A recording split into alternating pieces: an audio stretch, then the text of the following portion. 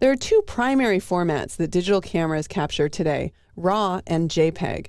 But what can be really confusing is that there are a lot of different flavors of RAW. RAW is sort of a generic term that people use to describe the unprocessed data that the camera captures.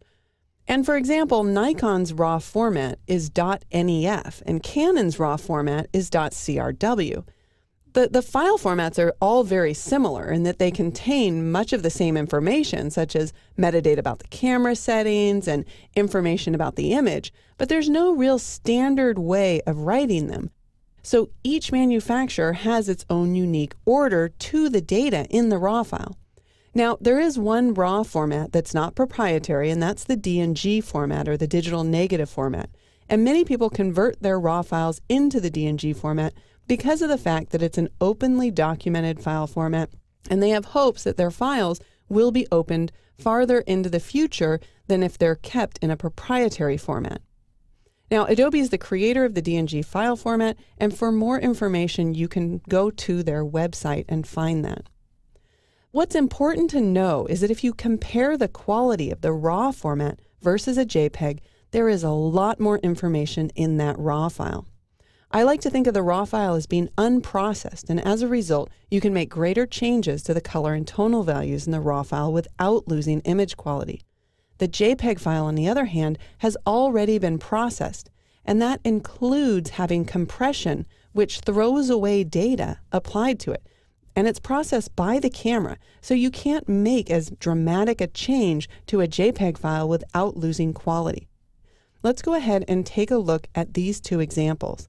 Here I have a DNG file and a JPEG file, which I'm going to open up from Bridge. I'll select them both, and then I'll click on the Open in Camera RAW icon up here across the top.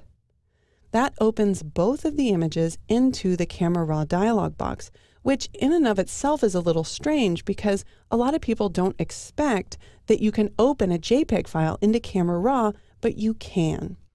So let's start with the JPEG file. I'll go ahead and click on it over here on the left-hand side. And I'm also going to take this screen into kind of full screen mode so that it takes over the whole computer by clicking on this icon up here in the upper right. Obviously, this image is overexposed. And in fact, these two images, the JPEG file and the DNG file, were both shot with the same camera. These digital SLRs, they usually will capture not only RAW files, but they usually have a mode that will capture a RAW file plus a JPEG file. Now, I know that some of you might be shooting with a point-and-shoot camera, in which case you might not be able to capture in RAW. But if you can, I would highly suggest that you do. And let's look at why. If you happen to overexpose an image, and this image is pretty extreme in the overexposure, I just want to show you what will happen with the JPEG file. I'll start by decreasing the exposure in this image. And you'll notice that we are seeing more detail now in the highlight areas. But even if I bring down the highlight slider, and even with the white slider, you'll notice that we just can't get back that detail in the clouds. It was so overexposed that even using the controls here at their maximum for highlights and whites, we just can't pull back the information that's not there. It's no longer there because this file was processed as a JPEG. Now let's switch to the DNG file by clicking on its icon over here on the left-hand side, and let's try to do the same thing. We'll pull down the exposure a bit, and then I'm going to pull down the highlights as well as the whites.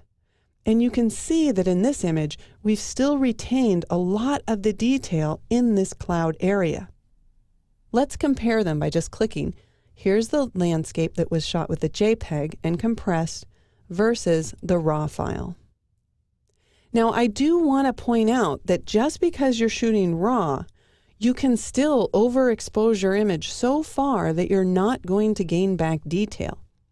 I've moved both the white slider and the highlight slider a little bit too much in this case, more than I normally would. So let's pull those back so that I'm still making use of the entire dynamic range. But you can see here in this area that there's just no detail in this file.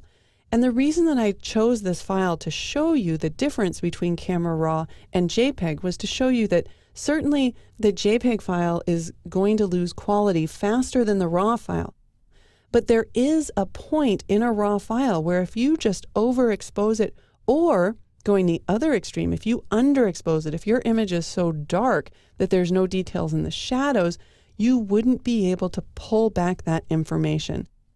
The point here is that there's more information in the DNG file than there is in the JPEG file, but you still want to properly expose your images so that you don't clip your highlights to pure white. So there's not this big white area here. And likewise, you don't underexpose your image so much that there's no detail in the shadows. The primary disadvantage of shooting RAW is that you do have to process the file, so there's a little bit more work involved. The files are also larger than their JPEG counterparts, but the higher quality of the RAW file and the flexibility to make these changes in Camera Raw after capture or in post makes the RAW file format worth the extra file size, in my opinion.